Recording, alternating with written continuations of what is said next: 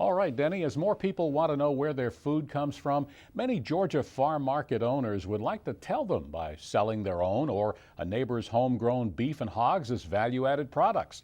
Monitor's Rick Treptow reports from a workshop held at the University of Georgia that it certainly can be done, but first, there's a lot to learn.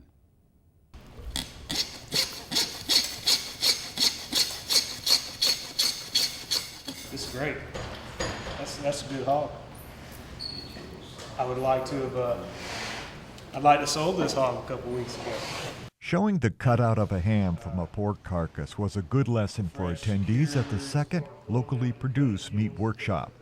The breaking down of the hog showed the tender pork loin and beautiful rack of ribs any of us would want to eat.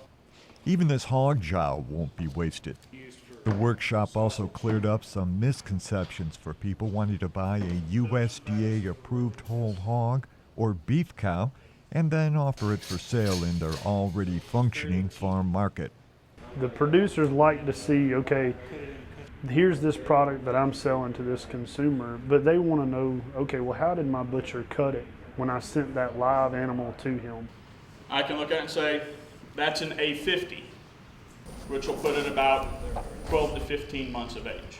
That price, grade, and value also establishes a benchmark for taste. Some of the other differences that exist there are that we use the grade information on the commodity market to help establish fair trade price, and that price is actually established by the trading that goes on. For the buyers of the grass-fed beef, other factors drive their purchases. The story of the animal is key. It's an ideology for a lot of them, and so they're interested in knowing it was grass-fed. They're interested in knowing it was locally produced.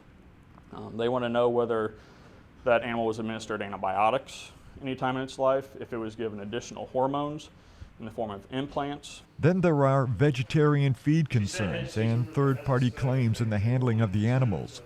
But the purebred, grain-fed beef are given supplements and not naturally left in pastures when sick. They usually produce better marbling. Because it's a smaller segment and some of the differences in those animals, typically our grass-fed animals are going to be on a slightly lower plane of nutrition, so they're not going to have as much marbling deposited in the meat. And so they often tend not to have those animals graded by USDA due to they probably won't make a high quality grade. So does just the novelty of adding meat products bring in new customers?